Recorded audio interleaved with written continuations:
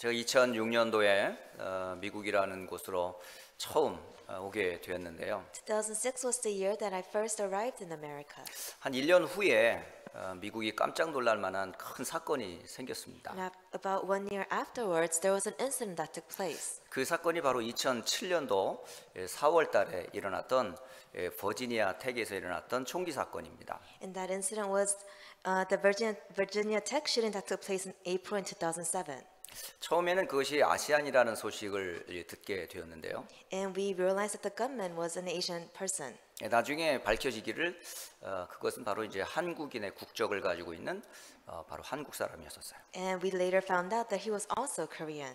제 조카의 이름과 너무도 똑같기 때문에 제 그 사건을 기억하고 있습니다. And since he had a name similar to my nephew's name, I remember this incident very clearly. 이 학생은 8살 때 한국에서 미국으로 이민 온 이민 세대였어요. And the student came from Korea to America at the age of 8. 가정이 굉장히 부유하지는 않았지만은 그러니까 그 드라이 클리닝 세탁업을 하면서 부모님이 참 성실하게 사셨던 그런 가족이었습니다. It was a family. They weren't really well off, but they lived a diligent life, and they did a dry cleaning business. 그렇게 왔던 이 아이가 계속 생활을 하면서 알게 모르게 이렇게 영적인 문제가 있었던 것 같습니다. And while living his life, whether he knew or not, he was suffering because of his own spiritual problems. 또 정신적인 문제도 있었고요. Of course, he also had mental issues. 그럼에도 불구하고 학교 생활을 잘 적응하지 못했지만은 고등학교를 졸업하고 이제 대학을 들어가게 됐어요. And he wasn't able to adjust in his school life very easily, but he still graduated high school and went to college. 굉장히 좋은 버지니아 텍에서 이제 공부를 하게 됩니다. And he studied in Virginia Tech. 그러다가 어느 날 4학년쯤 그때 될 때에 큰 사고를 내게 되죠. And when he was a senior, that's when this incident took place. 그 사고로 인해 가지고 약 한 30여 명의 학생이 죽었습니다. And due to this incident, you could see about 30 students died. 그리고 한 20명의 또 학생들이 또 다치기도 하고요. And about 20 students were injured. 그 사건을 일으킨 그 학생은 권총으로 자살을 했습니다. And of course, the gunman, he committed suicide at the end. 이 큰 사건을 가지고 많은 이슈가 일어났었어요. Because of this incident, a lot of other issues arose. 도대체 이 아이는 어떤 아이인지, Who is this student? 어떤 문제가 있었는지, What kind of problem did he have? 어떤 배경이 있었는지 What kind of background did he have? 이런저런 조사를 다 하더라고요. And they started to investigate his background. 의사는 의사의 눈으로 이 아이를 진단하겠죠. And of course, the doctors would diagnose him from a doctor's eyes. 또 경찰은 경찰대로 이 아이를 진단할 것이고요. And of course, the policemen, they would diagnose him according to the police views. 저는 그 사건을 보면서 정말 우리가 놓친 것이 하나 있다는 생각이 들었어요. And while looking at this incident, I think there's one thing that all of us lost hold of. 제가 사실은 이 사건을 대한 이후에 제 가슴에 딱 남긴 한 단어가 있었습니다. And then after I saw this incident take place, there's this one word that really was left in my heart. 나는 미국인인가 나는 한국인인가. Am I an American or am I a Korean? 우리는 많은 사람들이 그렇게 자신의 정체성을 찾을 때 어디서 태어났는가 라는 질문으로 자신의 정체성을 찾으려고 합니다. A lot of people, when they try to discover their own identity, they try to start from where they were born. 미국에서 태어난 아이는 나는 미국인이다 라고 말을 하고요. A lot of people, when they're born in America, they say, I'm an American. 한국에서 태어난 아이는 나는 한국인이다. Of course, those who are born in Korea, they will say that I am Korean. 어릴 때 온 아이는 처음에는 한국인이다가 미국에서 공부를 하다 보면서 자기의 정체성에 대한 혼란이 생겼어요. Then even young people who immigrate to America from a young age, at first they'll say they're Korean, and then later on they'll say they're American. They'll have confusion in their own identity. 어느 날 나는 한국인도 아니고 미국인도 아닌 거예요. But one day I realized I'm not an American or 이렇게 Korean. 많이 정체성에 이렇게 혼란이 일어날 때가 있어요. And there was a time when you're confused with your own identity. 그래서 미국에 이렇게 오니까 많은 분들이 우리 한국인이든 아시안이든에 대해서 한 과일로 비유를 하더라고요. And then a lot of people, they would just put as an example as against one of the fruits, saying, "Oh, this is who you are." 그 비유된 그 과일이 바로 뭐냐 바나나였어요. And they would compare us to a banana. 이 겉은 노란데 까보면 하얀 거예요. That the outside is yellow, but inside is white. 그러니까 우리 피부 색깔로 말하면 우리가 이제 노란 인종이잖아요. But if you look at our skin tone, we are in that category. 물론 이제 어른들은 이미 오래전부터 한국에서 나는 한국인이라고 하는 어떤 이런 아이덴티티를 가지고 미국에 살면서도 여전히 한국인이에요. And of course, the older generation, the adults, they would have this pride saying that I am Korean, even though they're living in America. 근데 어릴 때 이민을 왔거나 또 태어난 아이들은 얼굴 색깔은 노랗지만 배우기를 여기서 다 배웠다고요. But the young students who crossed over to America from a young age, due to their skin color, they have confusion at the end. But at the confusion in the beginning, but at the end, they say they are American. 그러니까 한국말보다는 영어가 훨씬 더 편해요. So of course, they're more comfortable speaking English than Korean. 그러면 그걸 전부 학교에서 다 배운 거란 말이죠. But that means that they learn everything in school. 부모님은 어떻게 하든지 너는 한국인이야, 한국인이야 계속 강조를 해요. Of course, the parents emphasize saying that, oh, you're Korean. 처음에는 아이들이 나는 한국인이다 이렇게 생각을 하고 있어요. And of course, in the beginning, the kids will think, oh, I am Korean. 근데 어느 날 보니까 엄마가 자녀하고 대화가 안 돼요. But one day, the conversations are not taking place between the parents and the kids. 엄마 아빠는 한국말로 하는데 얘는 영어로 대답을 하기 시작하는 거예요. There's a language barrier taking place. 그러면서 어느 날 나는 미국인인데 왜 나보고 자꾸 한국인이라 그래? And they'll have confusion asking the parents, why you keep emphasizing for me to speak Korean? 그러면서 서로 이렇게 정체성에 이제 혼란이 생기는 And 거예요. that's when identity confusion will take place. 여러분은 한국인입니까? 미국인입니까? Are you an American or a Korean? 아니 한국인이냐고요. Are you Korean? 아니 미국인이냐고요. Are you an American? 태어났으면 그 나라에 태어난 그 땅이 여러분의 국적이 되잖아요. If you're born in a certain country, that becomes your background. 저는 한국에서 태어났기 때문에 한국인이에요. Since I was born in Korea, I am a Korean. 미국에서 뭐 시민권을 취득을 했다 할지라도 이제 코리안 아메리칸이죠. And of course, I gave my citizenship in the States, so you can also call me as a Korean American. 그러니까 저의 정체성은 두 개예요. So I have two identities. 한국인이면서 미국인이죠. I am a Korean and an American. 여러분은 어떤 정체성을 갖고 Then 계신지요? what kind of identity do you have? 여러분은 한국인입니까? Are you a Korean? 미국인입니까? An American? 모르겠습니까? Or are you not sure? 너무 어렵습니까? Is it too hard for you?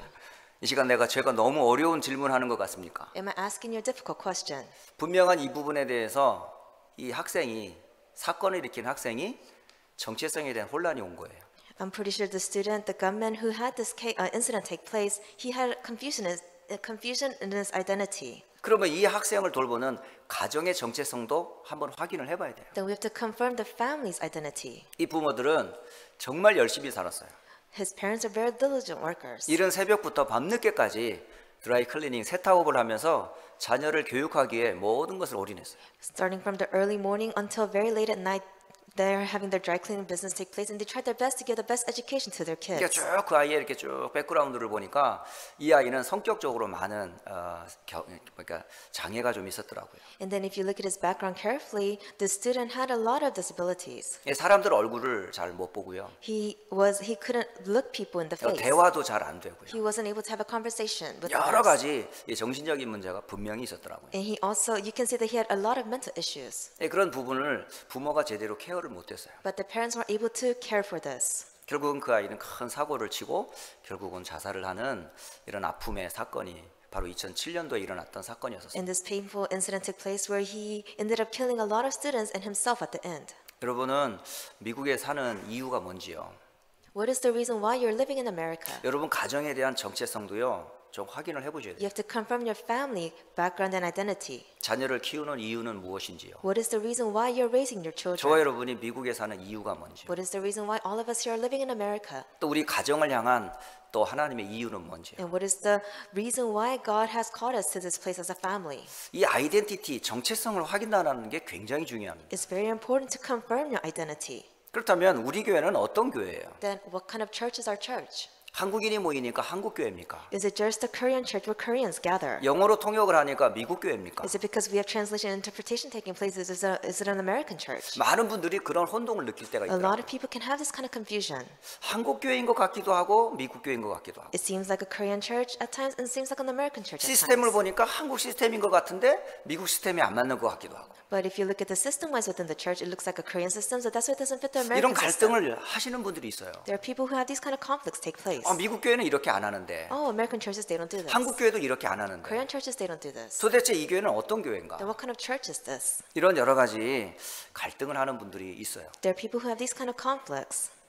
이 부분에 대해서 교회에 대한 정체성도 분명히 확인을 해보셔야 됩니다. You must also confirm the identity of the church. 저는 오늘 본문의 말씀을 들어가기 전에 나에 대한 정체성, 나는 도대체 누구인가를 좀 제대로 정리했으면 좋겠습니다. Before I go into the main sermon, I want to confirm once again our identity. 심지어 교회와 가정에 대한 분명한 정체성을 확인을 했으면 좋겠습니다. You must confirm the identity of your family and the church.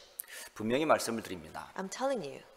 중요한 것은 내가 어디서 태어났느냐, 어떤 언어를 쓰느냐가 중요한 게 아니에요. It doesn't matter where you were born, what kind of language you speak. 진짜 중요한 한 단어는 뭐냐면 나는 그리스도 안에 있는가, 그리스도 밖에 있는가. The most important factor is, are you in Christ or are you outside of Christ? 한국인이라 할지라도 미국인이라 할지라도 아니면 다른 민족성을 갖고 있다 할지라도 그리스도 안에 있습니까? 그리스도 밖에 있습니까? Whether you're Korean American or you have a different background, are you in Christ or outside of Christ? 그리스도 안에 있다면 어떤 언어, 문종, 인종, 문화 상관이 없습니다. If you're inside of Christ, it doesn't matter what your background is, what language you speak. 그러나 그리스도 밖에 있다면 어떤 좋은 시스템도 아무 사실은 소용이 없습니다. But if you're outside of Christ, no matter how great the system may be, it is useless. 왜냐?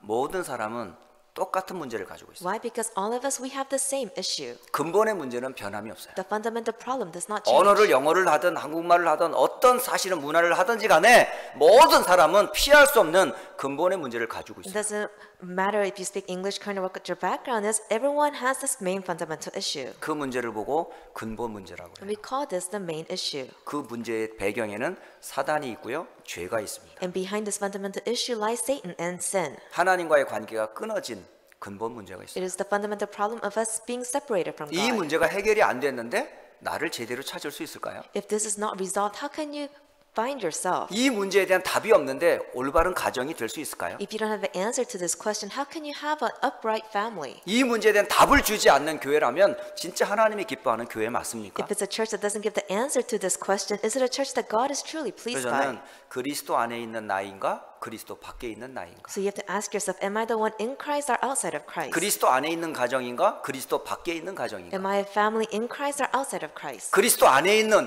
교회인가 그리스도 밖에 있는 교회인가 Is this a church that is in Christ or outside of Christ? 이 부분에 대해서 분명한 정체성을 확인하시고 정리하시기 바랍니다. You must confirm and organize this. 제가 왜 이렇게 정체성에 대해서 이렇게 말씀을 드리냐면 그 사건과 여러 가지 만남을 통해서 분명히 정리해야 되겠다는 그런 확신이 가졌기 때문에 And the 그렇습니다. reason why I'm emphasizing about identity is because through this incident, through many meetings that took place, this is something that I really want to make sure that you know. 오늘 저와 여러분이 오늘 브리스가와 아굴라의 부부와 이 만남을 가졌던 바울이 과연 어떤 정체성을 갖고 있었을까요? Then Paul, who was able to meet the couple Priscilla and Aquila, what kind of identity did they have? 바울 자신이 갖고 있었던 정체성 그리고 아굴라와 브리스가 이 가정이 갖고 있었던 정체성 굉장히 중요하거든요. The identity that Paul had and the identity that the family Priscilla and Aquila had is very important. 그리고 이 가정을 통해서 세운 고린도 교회 정체성 굉장히 중요하고 And the identity of the Corinth church that was raised through this couple is also important. 이 부분에 대해서 여러분이 오늘 분명한 서론의 메시지가 정리되고 나면 정말 이 한 사람 한 사람 한 교회가 얼마나 소중한지 알게 돼요. So if you're able to conclude and receive an answer for the introduction that I gave you, then you'll see how important each individual is. 참 놀라운 것은 이 아굴라와 이 브리스가 이 부부는 하나님이 준비해 놓은 제자의 가정이었어요. You could see Priscilla and Aquila, they were a discipleship family that God prepared. 그 백그라운드를 가만히 조사해 보니까 한 사람은 유대인이고 한 사람은 로마인이에요. And you could see if you look at their background, one was a Jewish descent and the other one was from Rome. 분명히 이 두 사이에서는 갈등이 일어날 수밖에 없는 요인을 가지고 있어요. They also had the background where conflicts could arise. 오래된 전통을 강조하며 하나님을 신앙하는 유대인의 신앙을 여러분 잘 아시잖아요. All of you know the long-standing custom of the Jewish family line. 그리고 세계를 정복한 가장 강력한 나라의 배경을 갖고 있는 그 로마인의 자부심이 있잖아요. And you know, the people from Rome, they have a strong background. They're very proud of their country. 그러니까 유대인과 로마인이 만난다는 거예요. 사실 쉽지가 않아요. So for a Jew and a person from Rome to meet is not easy. 근데 이 두 사람이 같을 수 있는 이유가 뭐였을까요? But how are these individuals able to come together as one? 유대인 남자였던 이 아굴라. Aquila, who was from the Jewish descent, 이 사람은 본도 출신의 유대인이에요. he was born into this family 이 line. 사람의 이름을 가만히 보니까 독수리라는 뜻을 갖고 And 있더라고요. his name means eagle. 그 이름의 뜻이 아굴라, 독수리라는 뜻을 갖고 있어요. Aquila means eagle. 그리고 브리스길라의 이름은 사실은 늙다 또는 고풍스럽다 라는 뜻을 갖고 And 있더라고요. Priscilla has the meaning of ancient and classical. 근데 누가는 사도행전을 쓰면서 브리스가라고 쓰지를 않았어요. But if you look at the book of Acts, Luke didn't write it as Priscilla. 사도행전을 보면 브리스길라라고 계속 반복을 해요. If you look at the book of Acts, Luke wrote it as Priscilla. 그런데 사도 바울이 쓴 편지에 보면요, 브리스가라고 써요. But if you look at the letter that Apostle Paul wrote, it says Prisca. 가만히 보니까 이 브리스가라고 하는 이 이름은 사실은 로마의 귀족 가문의 이름입니다. If you look at the name Prisca, it actually comes from a very noble family line. 그러니까 이 브리스길라는 로마 가문의 아주 귀한 출신의 사람들인 것을 기록하고 있어요. So if you look at the name Prisca, Priscilla, you can see that her background is very great and it comes from a noble family line. 근데 놀라운 거는 이 사람이 동시에 로마로부터 추방을 받습니다.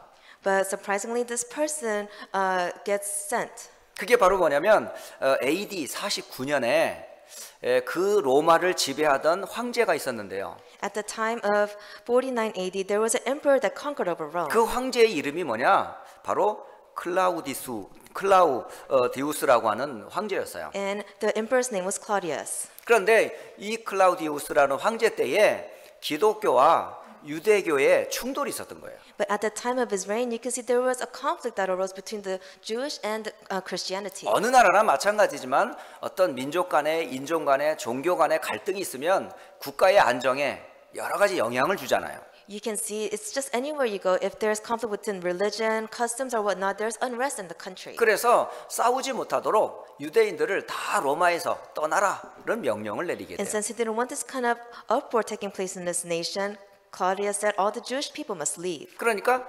유대인이었던 아굴라와 로마인이었던 이 브리스가는 부부였기 때문에 유대인의 남성을 따라서 사실은요 이제 로마를 떠나게 됩니다. And you could see Aquila and Priscilla, since they were a couple, they had to follow the Jewish custom and they left Rome. 이거를 가만히 보면요 떠날 수밖에 없는 이 사람들 이전에 이미 이들은 기독교인이었다라고는 증거를 갖고 있어요. And there's evidence saying that before they left Rome, that they were known to be Christians. 그리고 바울이 사실은 로마 교회를 만나본 적이 없어요. Paul has never met the Roman church. 가보지 않고 사실은 편지를 쓴 거거든요. He never went to the Roman church, but yet he wrote letters to it. 그러니까 바울을 만나기 이전에 이미 브리스가 아굴라 부부는 그리스도인이었었어요. So before Priscilla and Aquila met Apostle Paul, they were already known to be 그리고 Christians. 이탈리아 로마를 떠나기 전에 이미 크리스찬이었기 때문에 이 브리스가는 아굴라는 로마 교회의 아주 중요한 멤버라는 것을 알 수가 있습니다. And you're also able to realize that before they left Rome, that they were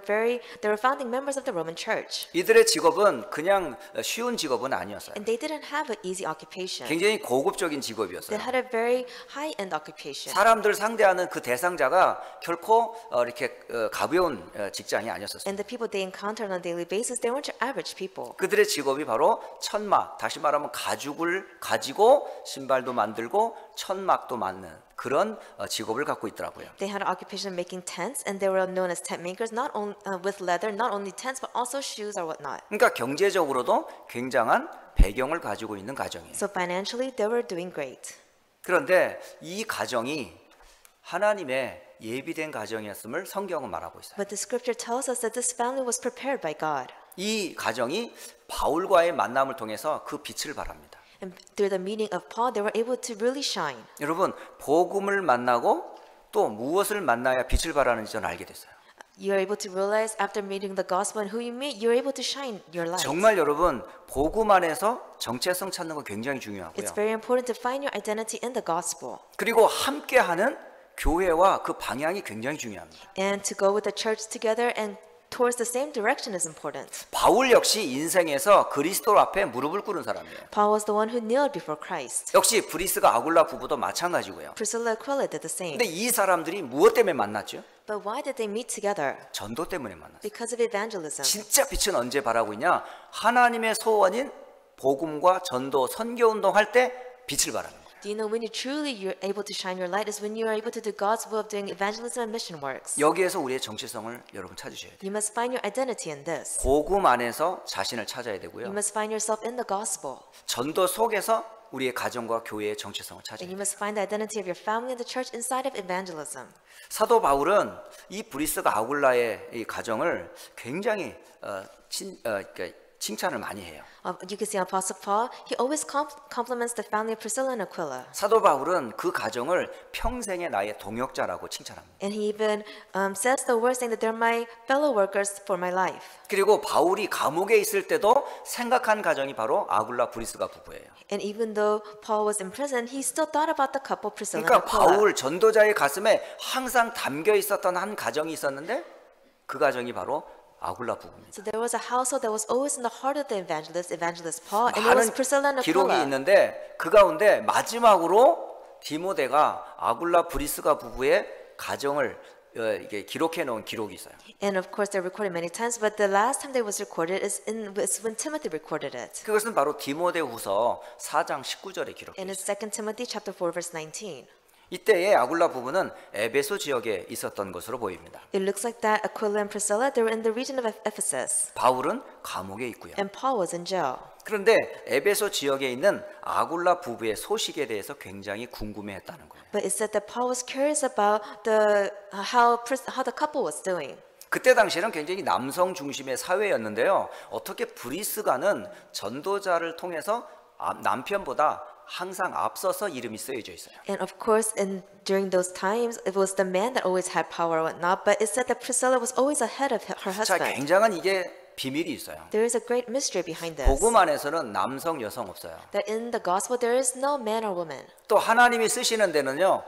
배경 사실은 중요하지만 중요하지 않아요. But when God uses someone, of course, background is important, but it's really not important to God. 여러 의미에서 이 가정은 국제 결혼한 가정이고요. And you could see there were interracial couple, 배경이 분명히 있는 가정이고요. and there were a couple with the background. 그런데 이 사람들이 분명한 교회의 중요한 멤버였고요. And they were also important members of the church. 그리고 전도자의 가슴에 항상 힘이 되었던 가정이었고요. And they were a household that always brought strength to the heart of the evangelist. 후대의 많은 전도자들과 가정의 모델이 되기도 했어요. And they also became models to a lot of descendants and evangelists. 그러면 이 한 사람 한 사람에게 분명한 정체성이 없었을까요? Then do you think these individuals, they did not have their own 자신에 identity? 대한 정체성 분명히 없었을까요? You don't think they had confirmation of who they were? 가정에 대한 분명한 정체성 없었을까요? Did they not have identity of their own family? 그리고 내 인생의 방향에 대한 정체성 분명히 Did they 없었을까요? not have the identity of how to live their life? 그리고 그들은 생명을 다해서 복음과 교회를 위해 헌신한 가정이에요. They're the household that staked their lives to do the works of the church. 그럼 이들의 가장 소중한 게 뭐였을 것 같습니다. Then what is the most valuable thing to them? 분명한 것은 그리스도였어요. It was Christ 그리고 교회였어요. and the church. 그리고 인생의 방향과 목적이 분명했다는 거예요. And their direction in life was sure. 이 모습을 보면서 그래 정말 우리 한 사람 한 사람에 있어 가장 중요한 말씀 위에 정체성이 확인돼야 되겠구나. And when I read this passage, I thought to myself, it's very important for us to stand upright on top of the word and find our identity. 이렇게 분명한 정체성을 가지고 있었던 사람들이 만남을 갖게 돼요. And these people who had sure confirmation of their identity, they all were able to meet. 그 자리가 바로 어디였냐? 고린도라는 And 곳이었어요. it was the region of Corinth. 그래서 바울과 함께했던 이 아굴라 브리스가 부부가 현장에서 일어났던 일들을 잠시 설명을 And I 드리겠습니다. want to explain to you the events that happened in the field. 이미 보니까 아굴라 브리스가 부부는 사도행전 2장에 이름은 나와 있지 않은데요. 로마에서 온 나그네라는 사실은 사람들이 있어요. If you look at Acts chapter 2, it doesn't list their names, but it's listed saying the wayfarers from Rome. 바로 사도행전 2장에 로마에서 온 이 나그네가 있었던 그 현장이 어떤 현장인지 여러분 잘 아시잖아요. And you know the background, the field of where the wayfarers were at. 바로 초대교회가 탄생했던 그 자리였어요. It was the place where the early church was established. 바로 초대교회 베드로를 비롯한 초대교회 성도들의 인생에 그리스도 하나님의 나라 오직 성령의 비밀을 가지고 성령의 충만함을 힘입었던 그 자리였었습니다. And it was a place that through Peter and all the disciples there, they were able to experience Christ, God's kingdom, and the filling of the Holy Spirit. 그곳에서 성령의 역사를 본 사람들이에요. And they were the people who saw the working of the Holy Spirit. 말씀의 역사를 본 They 사람들이에요. are the people who witnessed the work and the 수많은 fulfillment of the 사람이 word. 죽기로 돌아오는 전도와 선교의 역사를 본 증인들이에요. They were the witnesses who saw the events of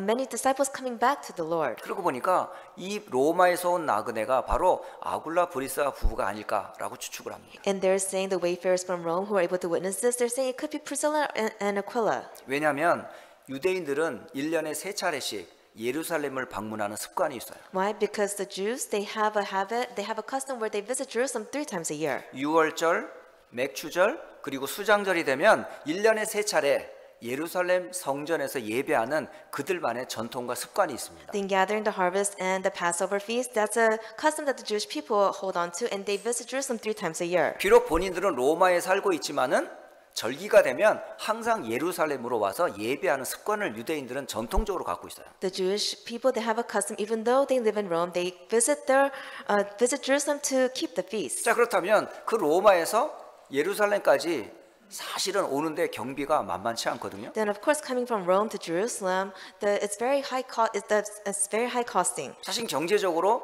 이게 서포트가 안 되거나 배경이 안 되면요, 사실은 예루살렘에 간다는 것은요 하나의 소망일 뿐이에요.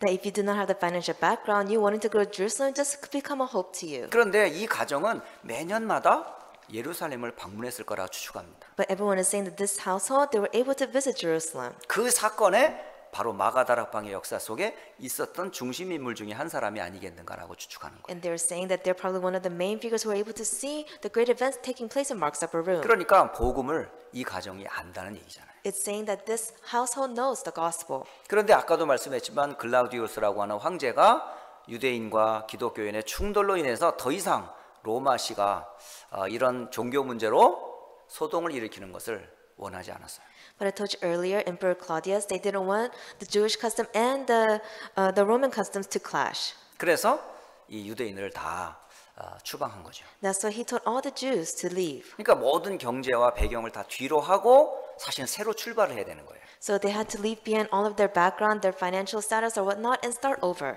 그런데 사실은 바울도 사실은 이 고린도 오길 때까지 사실은 많은 힘든 과정이 있었어요. And Paul, even to the point where before he arrived at Corinth, he went through so many hardships. 브리스가 부부도 사실은 그런 배경으로 이 고린도에 왔고, And the Priscilla and Aquila couple, they came to Corinth with this kind of hardship.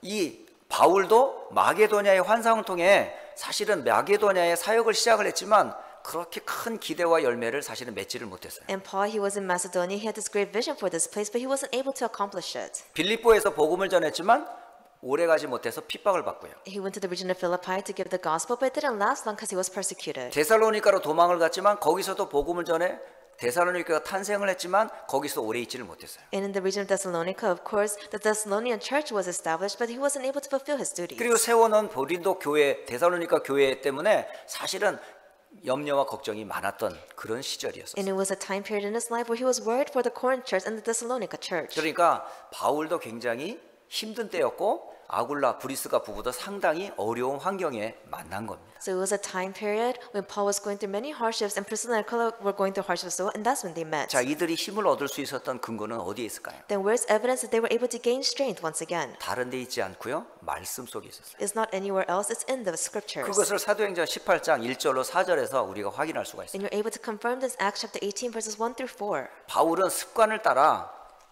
안식일만 되면 찾아가는 곳이 있었는데요. That Paul, due to his habits, every time it became Sabbath, there was a place he went to. 그곳이 바로 유대인이 모이는 회당이에요. And it was a synagogue where the Jews gathered. 회당에서 구약의 성경을 가지고 예수가 그리스도다라는 복음을 외쳐요. And in the synagogue with the Old Testament, he would preach that Jesus is the Christ. 거기서 많은 유대인들과 하나님을 경외하는 이방인들이 그 말씀을 통해 구원을 받습니다. And because of the message he was proclaiming, a lot of Gentiles and the Jews, they all came back to the Lord. 더 놀라운 것은 오늘 본문은 읽지는 않았습니다만은 사도행전 18장 5절에 하나님의 말씀에 사도 바울이 사로잡혀서 힘있게 예수는 그리스도라라는 복음을 외치는 모습이 나와요. And if you look at Acts chapter 18 verse 5, even though we didn't read it, it says that Paul devoted himself exclusively to preaching the gospel. 이때가 언제냐면 마게도냐에서 디모데와 실라가 돌아왔을 때예요. And this is a time period when Timothy and Silas came back from Macedonia. 그리고 빌립보에서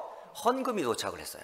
And that's when something arrived from Philippi. 그러니까 천막을 해서 생계를 유지하지 않아도 되고 경제적인 배경이 있었던 거예요. And they also had offerings coming from the region of Philippi, so they no longer had to make tents; they had the financial support. 그리고 하나님이 준비해 놓은 바울 브리스가와 아굴라를 고린도에서 만난 거예요. And Paul was able to meet Priscilla and Aquila that Paul prepared in Corinth. 그러니까 That God prepared 바울이 in Corinth. 본격적으로 말씀에만 전념하게 된 겁니다. So Paul was able to focus solely on the word. 여러분 잘 기억하세요. You must remember this. 하나님의 사람이 뭐에 잡힐 때 역사 일어나는지. When does the work take place? What must God's people 그러니까 must be captured 바울이 by? 힘을 얻었던 것은 가장 중요한 것은요. 일단 옆에 바울 곁에 심부름했던 디모데와 실루아노가 있었고요. And of course, if you look at Paul, he was able to gain strength once again because of his fellow workers, Timothy and Silas. 그리고 브리스가 부부가 있었어요. And he had the Priscilla and Aquila couple. 그리고 경제적인 헌금이 도착을 한 거예요. And he had the financial offering come support 그러니까 him. 말씀과 기도에 전념할 수 So 있었던 he 거예요. was able to focus on the word and prayer. 그러니까 사도행전 18장 5절에는 사도 바울이 말씀에 붙잡혀 말씀에서 예수는 그리스도다라고 외쳤다고 돼 있어요. That's why it said in verse 5, Paul devoted himself to preaching, testifying that Jesus is the Christ. 그런데 놀라운 것은 이 말씀에 잡혀 그리스도를 외치는 이 고린도 지역에 역사가 일어나기 시작합니다. But surprisingly, in the region of Corinth, when he was proclaiming these words, work started to take place. 물론 덩달아 핍박도 일어났어요. Of course, persecution arose at the same 보통 time. 핍박이 일어나면 다른 곳으로 이주를 하거든요. And usually when persecution takes place, they have to flee to a different region. 그런데 떠나지를 않았어요. But he did not leave. 그곳에 바로 회당장이 주께로 돌아오고요. And you could see the priest in the synagogue return back to the Lord. 더한 것은 하나님의 메시지를 거기서 받아요. And furthermore, he was able to receive God's message. 그게 바로 사도행전 18장 8절로 9절로 10절의 말씀이었어요. And that's in verses 9 and 10. 주께서 바울에게 나타나셨어요. It says the Lord came before Paul. 그러면서 두려워하지 말아라. And he said, do not be afraid. 그리고 침묵하지 말아라. And keep on speaking. 이제 복음을 확실하게 이 성에 외치라고 그래요. Do not be silent. 내가 너와 함께 있겠다. He says, for I am with you. 그리고 어떤 사람도 너를 대적하여 해롭게 하지 못할 것이다. And no one is going to attack or harm you. 더한 것은 이 성에 내 백성이 많다. He says, because I have many people in this city. 그래서 사도 바울은 이 고린도 지역에서 약 18개월, 1년 6개월 동안을 본격적으로 말씀 운동을 일으켜요. So Paul, for in the region of Corinth, he was able to do the word movement for 18 months. 그렇게 해서 세워진 교회가 바로 고린도 교회입니다. And because of this, the Corinth church was established. 자, 이건데 놀라운 것은 이 사역을 마치고 이제 사도 바울이 이제 다시 이제 수리아 안디옥 교회로 돌아갑니다. And then after this ministry work was done, he went back to the Antioch region. 돌아가는 여정에 이제 아굴라 부부도 역시 동행을 해요. Of course, while he returns, the Priscilla and Aquila couple escorts him. 근데 가던 중에 에베소라고 하는 지역에 잠시 이제 머물게 됩니다. And then on their way, they stop by the region of Ephesus. 근데 이 에베소 지역에 한 알렉산드르에서 난 아볼로라고 하는 목사님이 사역을 하게 됐어요. And there's this one pastor, Apollos, who was doing his ministry work in the region of Alexandria. 그곳에 이 바울은 아굴라 부부를 남겨두었은 거예요. And Paul left the Priscilla and Aquila there. 그리고 바울은 이제 안디옥 교회로 가고요. And Paul went to the region of Antioch. 그 사이에 짧게 일어났던 아주 유명한 사건이 있어요. There is a famous incident that took place in a short time period. 여기는 바울과 아무 상관이 없는 현장이에요. It's a field that has nothing to do with Paul. 순전히 아굴라 브리스가 부부에게만 일어났던 사건이었어요. It's an incident that only took place for Priscilla and Aquila. 그런데 이 아볼로라고 하는 이분은 아주 성경에 능통한 유대인입니다. But Apollos, you can see he is a very strong Jewish person. 그리고 안식일마다 성경을 가지고 말씀을 전하는데 너무 메시지를 잘해요. And on every Sabbath day, he would grab the word and preach it. And of course, his sermons were great. 성경을 가지고 예수에 대해서 메시지를 하는 거예요. He held to the Bible and gave the sermons about Jesus. 그런데 예수에 대한 얘기를 하긴 하는데 뭔가 모자라요. But he was saying sermons about Jesus, but something was 세례를 lacking. 얘기는 하는데 세례 요한적인 세례만 하는 거예요.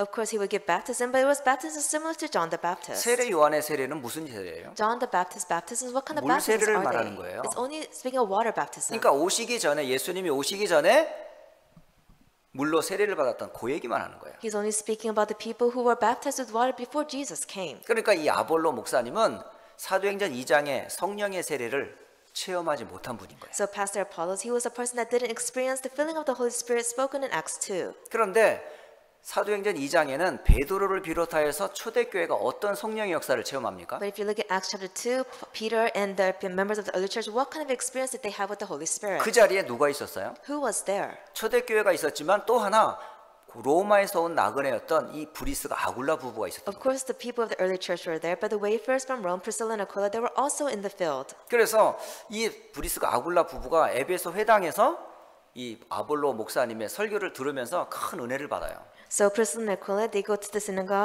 synagogue in Ephesus and hear Pastor Apollo's sermons. 그러니까 성경을 가지고 복음을 외치니까 사실 은혜를 받게 돼 있어요. So of course, he's preaching the gospel with the scriptures, so you will receive grace. 그런데 아볼로의 말을 들으면 들을수록 뭔가 부족한 것을 느낍니다. But the more they heard of Pastor Apollo's sermons, it seemed like he was lacking something. 그래서 참 이 부부가 지혜롭게 아볼로 목사님을 이제 초대를 하게 돼요. So the couple was very wise. They invited Pastor Apollos to their home. 그리고 자기의 집으로 이 목사님을 초대해서 뭐에 대해서 말하냐면 하나님의 도에 대하여 정확하게 설명했다라고 얘기합니다. And then after they invited the pastor to their home, it says they explained to them who Christ was. 바로 바울이 고린도 교회에서 왔을 때 전했던 그 하나님의 도에 대해서 브리스가 아굴라 부부가 받았던 충격처럼 말이에요. And just like Priscilla and Aquila received the shocking message of the gospel when Paul explained it to them, Pastor Apollos received the same amount of grace. 그래서 그 소식을 듣고 이 아볼로 목사님이 메시지가 달라졌어요. So after Pastor Apollos received this news, that's when his sermons changed. 이제는 구약적인 오실 메시아만 말하는 것이 아니라 확실한 성취된 그리스도를 설명하기 시작했어요. He didn't only speak about the Messiah that would come, that was spoken in the Old, that was revealed in the Old Testament. He spoke about all the fulfillments that would come. 여러분, 평신도가 목회자를 도울 수 있는 아주 좋은 모델이에요. This is a great model of how a lay leader can support the pastor. 그래서 그곳에서 이제 에베소 사역을 마치고 이제 하나의 이제 아가야 다시는 고린도 지역으로 이 아볼로 목사님이 가게 됩니다. And Pastor Apollos, after he receives the gospel, he goes towards the region of Achaia. 그때에 추천서 편지를 이렇게 쓰게 돼요. And that's when he writes a letter. 그러면서 고린도 교회 이제 이 아볼로 목사님이 부임을 하게 돼요. And that's when they appoint Pastor Apollos as the main pastor. 그래서 아볼로 목사님이 사실은 고린도 교회에 바울 다음으로 사역을 하는 거예요. So Pastor Apollos, following Paul's footsteps, was able to support the Corinth church. 그래서 그 고린도 교회를 세우는 일에 중요한 역할을 했던 분이 바로 아볼로 목사님. So Pastor Apollos was one of the main figures to help the Corinth church. 근데 이 아볼로 목사님이 사역을 하는데 결정적인 역할을 했던 사람이 누구였다고요? But who was the one individual that really helped Pastor Apollos get his mind to the correct path? 바로 아굴라 브리스가 부부가 옆에 있었던 거예요. It was that the Priscilla and Aquila were next to him. 자, 고린도전서 1장 12절에 보면요. 고린도 교회에 영향을 준 사람들의 이름이 나와요. If you look at 1 Corinthians chapter 1 verse 12, you can see all the people who were influenced by the Corinth church. 너희는 각각 나는 바울에게, 나는 아볼로에게, 나는 게바에, 나는 그리스도에 속한 자다라는 이런 이제 기록이 나와 있는데요. It says there's recorded saying, do people follow Paul, follow Apollos, follow Cephas, or follow Christ? 여기에 바울을 통해 영향을 받은 성도가 있어요. There were individuals who were influenced by Paul, 또 아볼로를 통해서 영향을 받은 성도가 있어요. people who were influenced by Apollos, 그리고 게바, 베드로를 통해서 영향을 받은 신자도 있어요. and there were believers who were influenced by Cephas, Peter. 심지어는 초대교회 아예 초대 사도로부터 아예 인정을 받고 신앙생활했던 그리스도의 비밀을 알고 있는 성도들도 있고요. And there were people who knew the true meaning of Christ. 그러니까 이 고린도 교회는요, 참 그 내용과 그 인물들이 참 중요한 분들이 많이 있었다는 걸 알 수 So 있어요. the Corinth church, they had a lot of content and a lot of great individuals. 그래서 이 영향 중에 큰 영향을 준 사람이 누구다? 바로 아굴라 브리스가 부부예요. So out of all the people listed, who was the most influential is Priscilla and Aquila. 이 부부를 사도 바울은 고린도 교회에 보내는 편지 중에 이 사람의 가정을 기록해 놓았어요. And while Paul is writing letters to the region of Corinth, you can see Paul listed their names. 고린도전서 16장 19절의 말씀입니다. It says in 1 Corinthians chapter 16 verse 19. 아시아의 교회들이 너희에게 문안하면서 아굴라와 브리스가와 그 집에 있는 교회도 함께 문안한다. 이렇게 기록하고 있어요. It's recorded saying the churches in the province of Asia send you greetings, Aquila and Priscilla. 그러니까 이 여기서 말하면 아시아 교회는 바로 어떤 교회냐? 에베소에 있는 교회, 소아시아의 교회를 얘기해요. So when we say the churches of Asia, it speaks of the province of Asia, all the people who were influenced by this. 거기에서 이제 고린도 교회에 보내는 문안 편지에서 브리스가 부부의 가정과 그 교회를 설명하는 거예요. And explains about Priscilla and Aquila and the church in the letter that Paul wrote. 왜 이 교회에 영향을 준 아주 중요한 집사님이셨거든요. Why? Because they're deacons who were influential in raising the church. 자, 이렇게 해서 이 부부가 어디까지 영향을 주냐면 로마까지 영향을 줘요. And this couple influences until when? Until they enter. even influenced Rome. 클라우디우스라고 하는 황제가 죽게 돼요. Emperor Claudius passes away. 그래서 아굴라 브리스가 부부가 다시 고향으로 돌아갑니다. So Aquila and Priscilla, they're able to return back to their homeland. 가서 그 로마 교회를 든든하게 세우는 역할을 하게 됩니다. And they did the work of reestablishing the Roman church. 그래서 사도 바울이 이 브리스가 아굴라 부부를 그리워하는 거예요. So you can see Apostle Paul, he was really longing to see the couple Priscilla and Aquila. 그러면서 로마서 16장 3절과 4절에 바로 나의 동역자인 브리스가와 아굴라도 보기를 원한다는 편지를 쓰게 돼요. That's if you look at Romans chapter 16 verses 3 and 4, he writes that he's longing to see Priscilla and Aquila. 그러면서 이 가정은 내 목숨을 위해서 자신의 목이라도 내어줄 그런 사람들이다. And he's saying that this household is a household that will even stake their lives for me. 심지어는 이방인의 교회도 바로 이 사람들 때문에 영향을 받았다라고 편지를 씁니다. And he even writes in the letter that the churches of the Gentiles, they were influenced because of this household. 자, 오늘 여러분은 바울이 만난 이 아굴라 브리스가 부부를 통해서 무엇을 보여지게 되었는지요? And while seeing and listening to the sermon about Priscilla and Aquila, what is it that you realized? 저는 이 이후에 일어난 이 그러니까 아굴라 부부 이후에 일어난 많은 증거들을 보면서 야,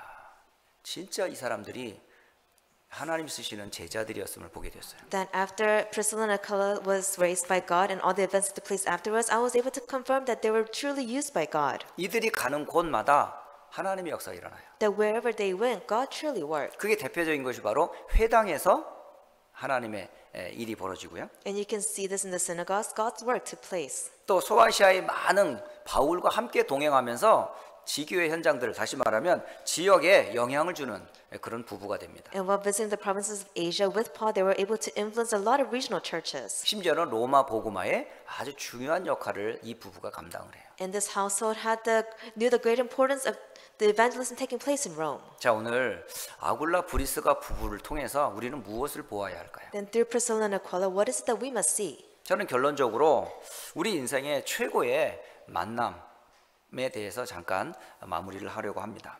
In conclusion, I want to speak to you the greatest meeting that one must have in their lifetime. 여러분의 정체성은 여기서 찾으셔야 돼요. You must find your identity in this. 여러분의 아이덴티티, 정체성은 바로 내 인생의 가장 중요한 답을 얻은 것에서부터 시작을 하셔야 돼요. Your identity must come from where you found the most important answer in your life. 첫째, 우리는 사탄의 손에서 우리는 벗어나지 못했었어요. First, we could not come out of the hands of Satan. 원죄로부터 우리는 저주를 받아 마땅해요. And of course, we had no choice but to receive curses because of original sin. 죽음 이후에 영원한 지옥의 권세가 우리의 배경이었어요. And our background was hell waiting for us after we died. 그런 이 사탄과 죄와 지옥의 배경의 권세를 완전히 무너뜨린 그가 누구였을까요? Then who is the person who completely crumbled down Satan, curses, and hell? 바로 그분이 그리스도십니다. He is Christ. 우리 인생에서 최고의 축복된 만남은 무엇인지 아세요? Do you know what the greatest meeting in our life is? 내 운명을 바꾼 그리스도 되시는 예수님과의 만남이에요. It is the meeting Christ Jesus who changed our fate and destiny. 여러분의 인생의 최고의 축복된 만남이 뭘까요? Then what is the greatest blessing in your life? Blessing of meeting. 그리스도와의 만남을 통해 구원받은 거예요. It is receiving salvation through the meeting of Christ. 이 속에서 여러분 진짜 내가 발견이 되어줘요. That you must discover yourself inside of this. 나는 그리스도 안에 있는 하나님의 자녀. That I am a child of God in Christ. 그리스도와 함께하는 성령의 성전. That I am the holy temple that is with Christ. 그리스도께서 나를 인도하셔서 하나님의 나라를 이루는 일에 쓰임받게 하시고 That Christ will guide me so I can fulfill His duties to establish God's kingdom. 정말 세계복음화의 대열 가운데 나를 사용하시는 그분. And He's the one that will align my life to do world evangelization. 저는 제 인생에 가장 소중한 분이 바로 그리스도 되신 예수님과의 만남입니다. In my life, the most precious meeting I had take place was meeting Christ Jesus. 저는 어디를 가나 무엇을 하나 제 인생의 정체성은 이겁니다. That wherever I go, whatever I do, this is my true identity. 내가 받은 최고의 축복과 만남은 그리스도를 통해 받은 구원이다. The greatest blessing and the greatest answer that I received in my life is to have received salvation through Jesus Christ. 이것만큼 제게 소중한 건 없어요. Because there's nothing more valuable to me than this. 두 번째로 우리 인생의 최고의 만남이 무엇일까요? And secondly, what is the second greatest meeting in our life? 그것은 시간과 공간과 그리고 모든 것을 초월해서 이 복음 운동이 전달될 수 있는 방법이 있어요. There is a way to transcend time and space so we can really let the gospel word be preached to the nations. 지금 237 나라를 살리는 길이 뭘까요? What is the way to save the 237 nations? 그리고 창세기 3장 이래로 이 땅에 영육간에 다 병들어 있거든요. And because of Genesis 3, you could see this whole world is filled with diseases and illnesses. 그리고 후대에 아무런 소망과 답을 주지 못하고 있는 이 시대에 And we're living in an age where you cannot give answers or solutions to the next generation. 이때에 진정한 인생의 방향을 알려준 만남이 있어요. And you must have this meeting take place where you can truly know the meaning of life and align yourself to it. 그게 바로 올바른 성경적 복음 운동을 알게 해줬던 전도 운동입니다. It is the evangelism movement that lets you know the true meaning of the scriptures. 예수님과의 진정한 만남과 함께 우리의 두 번째 만남은 인생의 방향을 제대로 가게 했던 전도 운동과의 만남이에요. After meeting Jesus, which is our first priority and knowing identity, secondly, it is to know the evangelism movement so you know which direction to go in your life. 만약에 우리가 이 복음 운동 속에 만약에 만남이 없었다면 어떻게 됐을까요? What if we didn't have this meeting take place for the gospel movement? 저는 이 자리에 있을 수도 없을 겁니다. I will not be standing before you. 제가 그리스도라는 복음도 만약에 못 들었을 것이고 이 전도 운동에 내 인생을 올인해야 되겠다고 하는 그런 결단도 못 내렸을 거예요. I probably didn't hear about Christ, who is the true Savior in my life, and I probably would have never heard about the evangelist movement and know why I must live. 그런데 전도 운동과의 만남을 통해서 저는 제 인생의 방향을 분명하게 정해졌어요. But because of this evangelism movement, I know where my direction in life is. 내가 무엇을 해야 되고 무엇을 남길 것인지. I know what I must do and what I must pass down. 그게 두 번째 제게 인생의 중요한 만남이었어요. This is my second important meeting that took place in my life. 그리고 세 번째 제게 중요한 만남이 있어요. And thirdly, there's another important meeting. 제 인생에 오직 복음만 말하는 자로 쓰임 받게 된 것. That I will be the one to only speak of the gospel throughout my life. 그리고 이 복음과 전도 운동을 위해 세운 교회와의 만남이에요. It is the meeting with the church to only preach the gospel and to do this evangelism movement. 그 교회에 쓰임 받는 많은 중직자와 직분자들과의 만남이에요. And the meeting with all the lay leaders and all the people appointees who come to the church. 그러면 제게 있어서 가장 소중한 곳이 어딜까요? Then to me, where's the most valuable place? 바로 여러분들이에요.